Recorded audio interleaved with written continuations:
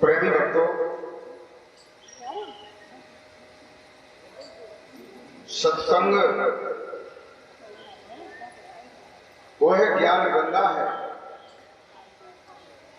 जिसमें पापी से पापी मनुष्य अगर स्नान करता है तो वह भी भव बंधनों से छूट करके मोक्ष और मुक्ति को प्राप्त हो जाता है।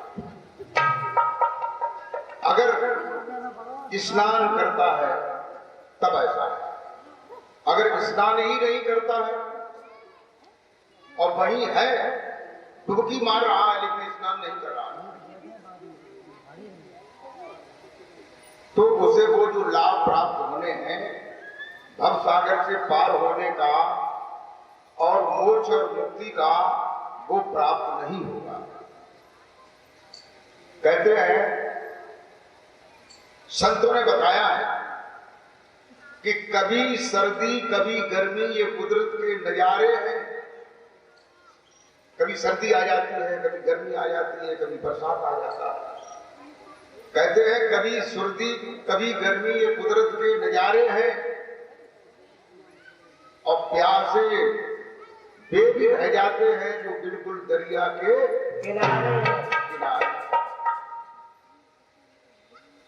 मैंने जनरल नॉलेज की एक किताब में ये पढ़ा था कि मेढक जो है वो पानी में रहता है लेकिन पानी नहीं पीता है, ऐसा है। ये लिखी हुई बात बता रहे हैं। और एक तो बात हमने अनुभव किया है कि मछली पानी में रहते हुए भी मुख से पानी नहीं पीती। उसके दो पर होते हैं, जब पर सतर हो जाते हैं तो वहां पे दोनों परों के नीचे एक एक छिद्र होता है, उसमें पानी चला जाता है, तब आप लोगों ने देखा होगा।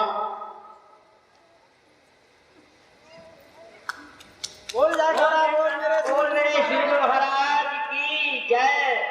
जितना ही ज्यादा पानी होता है और मछली उसमें रहती है, तो आप लोगों ने देखा होगा या नहीं देखा होगा तो आप लोग देख लेना। ये कोई ऐसी बात नहीं कि किताब जो है बहुत ज्यादा पैसों की आएगी, उसे कैसे खरीद पाएंगे, उसमें कैसे पढ़ पाएंगे। ये तुम्हारे संसार की किताब की बात है। मछली पानी में ऊपर को फदकती है, करीब एक गिलास या कुछ ऊपर को आती है, तब उसके पर सतर हो जाते हैं और वो पानी पीती है। ये मैंने देखा।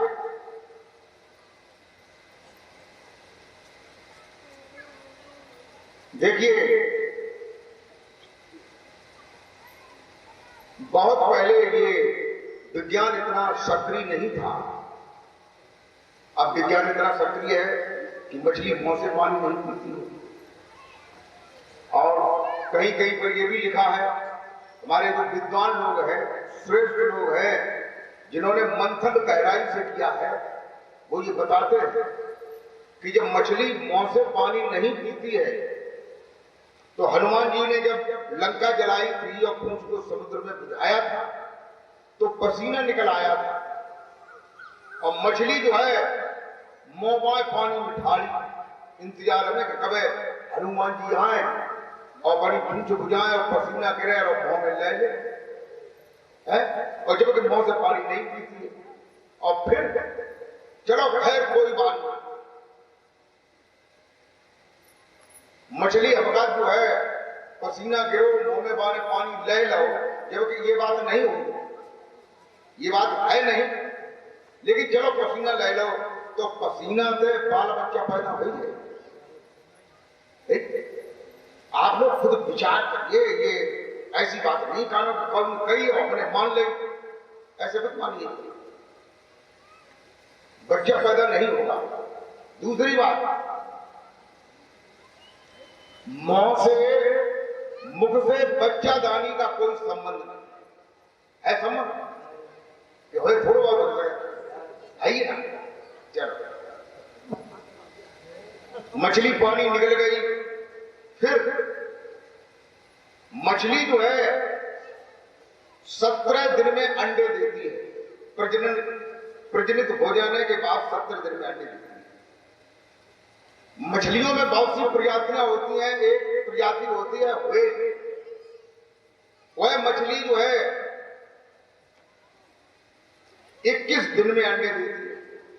21 दिन में। और इधर हनुमान जी ने लंका जलाई, पूंछ बुझाई, और उसी बीच में 14-15वें दिन जो है लड़ाई होते होते रावण का एक लड़का था, अहिरावण, जो पातालपुरी में रहता था, ऐसा बताते हैं। वो राम लक्ष्मण को चुरा ले गया था। कहते हैं कि नहीं? और उनमें लक्ष्मण जो है ये बताते हैं कि 12 वर्ष तक सोए नहीं थे, नींद नहीं ली थी।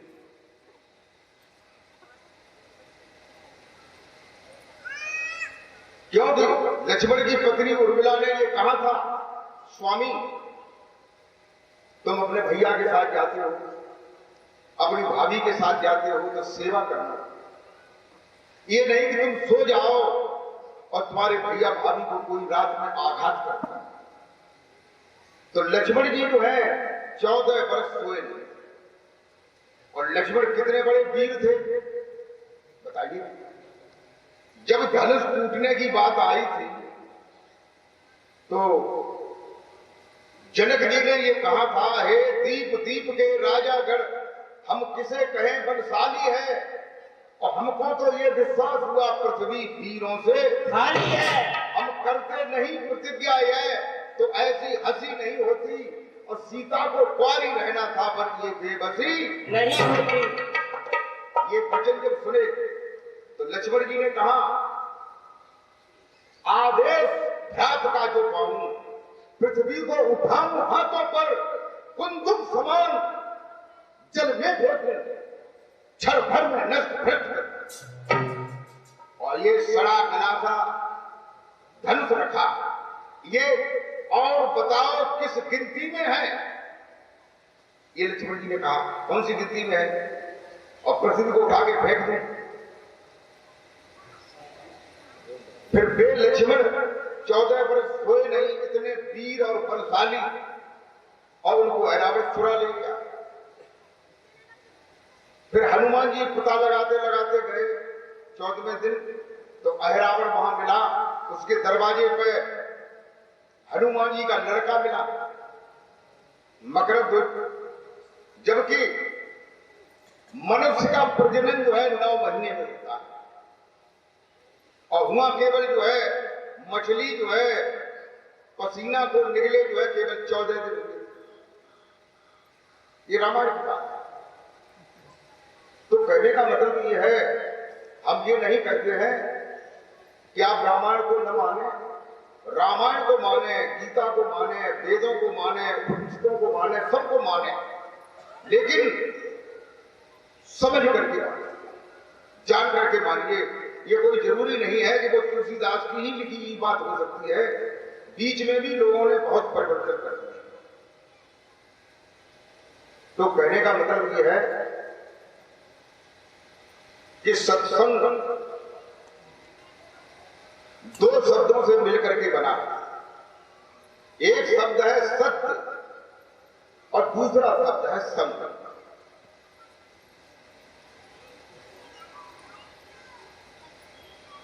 दोनों का अर्थ है हम सत्य का संग करें। यही तो अर्थ हुआ। अभी एक ये प्रश्न हृदय में आया, देखो हम जो है अनुभवित बात करते हैं।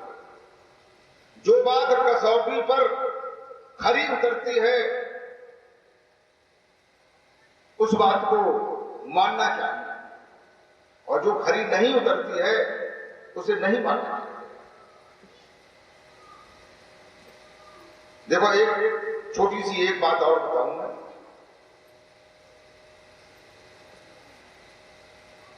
मैंने हनुमान चालीसा में ये पढ़ा था कि उसमें ये लिखा था कि को नहीं जानत है जग में कभी संकट मोचन नाम। यानी कौन संसार में ऐसा है जो ये नहीं जानता है कि हनुमान जी संकट मोचन है, संकटों का निवारण करने। बाल समय रवि भक्ष लियो तब तीनों लोग भयो दयालु। को नहीं जानता है जग में कभी संकट मोचन नाम तुम्हारा।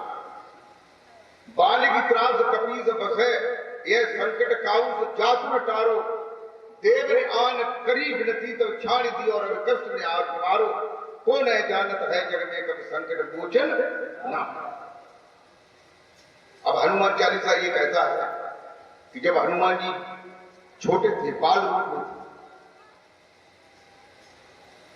तो हनुमान जी ने अपनी माता अंजनी से कहा था कि भैया हमें भूख लगी, बहुत भूख लगी। तो उन्होंने कहा बेटा अभी तो कुछ है नहीं, थोड़े फल रखे होंगे। तो उन्होंने कहा इन फलों से हमारा निवारण नहीं होगा। तो उन्होंने कहा सवेरे जो है जो तुम्हें लाल लाल बड़ू फल मालूम पड़े तो खाई नहीं। तो सवेरे सूरज निकले लाल लाल, तो हनुमान जी ने वे लय और कम पकड़े के काल में ढल। ये बताते हैं कि नहीं भाई? बताइए, ये बताते हैं हनुमान चालीसा में। यही हमारे लोगों के दिमाग में फीड है ये बात, लेकिन हमने ये विचार नहीं किया। कौन सा?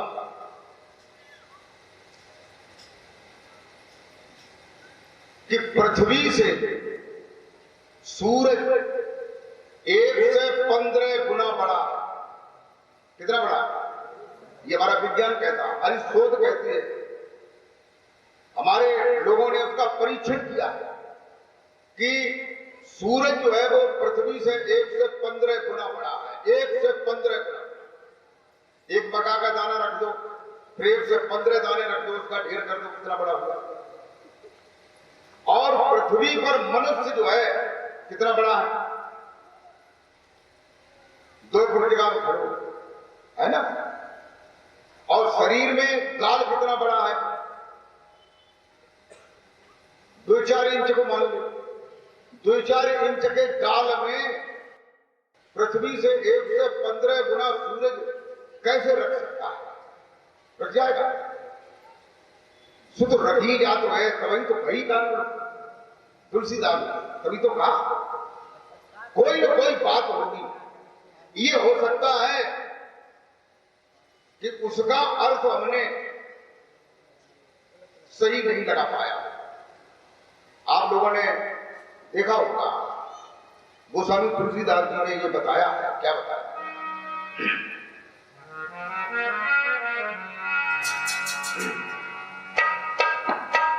कि कर्म प्रधान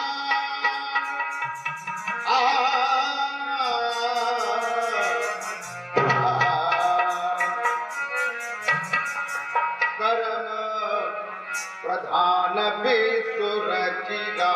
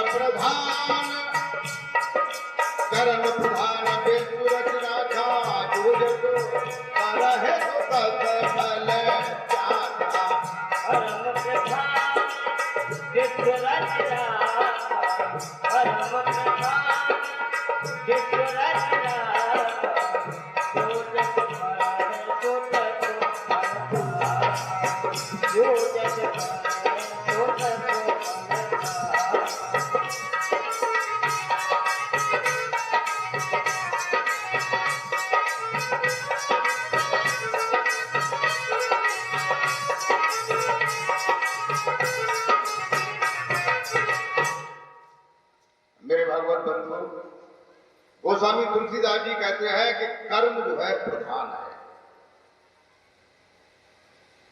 कल परसों मैंने बताया कि भगवान राम ने बाली को मारा, बताया था। बाली को मारा, कर्म किया, संस्कार बना।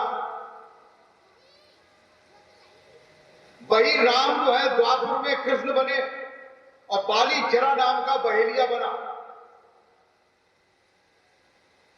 प्रवास क्षेत्र में समुद्र के किनारे भगवान कृष्ण जो है पैर पर पैर रखे हुए पीपल के वृक्ष के नीचे बैठे। बहेलिया ने ये जाना कि पीपल के वृक्ष के नीचे छाया में हिरण बैठा हुआ है, उसकी आंख चमक रही है।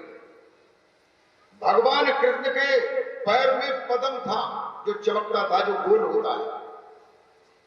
दोनों चीजें एक साथ सी मिल गई। उन्होंने बाण चलाया। बाण चलाने के बाद शिकारी शिकार को देखने जरूर जाता है। तो शिकार को देखने गो तो हुआ भगवान कृष्ण जो है उनके पैर में बाण घुसा हुआ था। उन्होंने जरा नाम के बहेलिये को देखा और उन्होंने कहा, भैया तेरे में हाथ जोड़ रहा हूं, कोई बात नहीं, तूने मुझसे बदला लिया है, जाने या अनजाने में तू यहां से चला जा और लोग आ जाएंगे कि तुझे मार दूं और तुझे मैं अपने लोक में ही भेजूंगा, इसके लिए तू निश्चिंत रहे। तो कर्म जो है प्रधान है। खेत में तुम कहते हैं बोया पेड़ बबूल का आम कहां से खा, बबूल के पेड़ खेत में लगाया और जगाओ कहते टपका जाए गिरता, तो टपका कैसे गिरी? खेत में अगर गेहूं बोओगे तो गेहूं पैदा होगा, चना बोओगे तो चना पैदा होगा। अगर तुम पाप करोगे, किसी की बेईमानी करोगे, चोरी करोगे, ठगई करोगे, तरह तरह की चीजें हैं जो करोगे, तो उसका परिणाम जो है नरक होता है, दुख होता है, भोगना पड़ता है। देखो तुलसीदास जी ने ये कहा कि कर्म प्रधान है, जो करोगे वो पैसा तुम्हें भोगना पड़ेगा। अब तुलसीदास जी ने एक जगह क्या और कहा, उसे आप क्या कहते हैं कि होए बही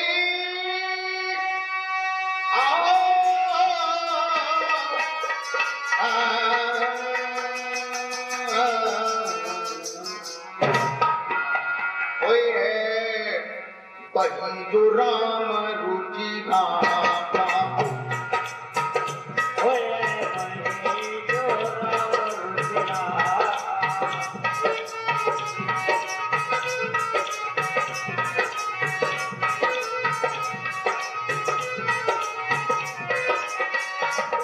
बही जो राम रुचि गाता,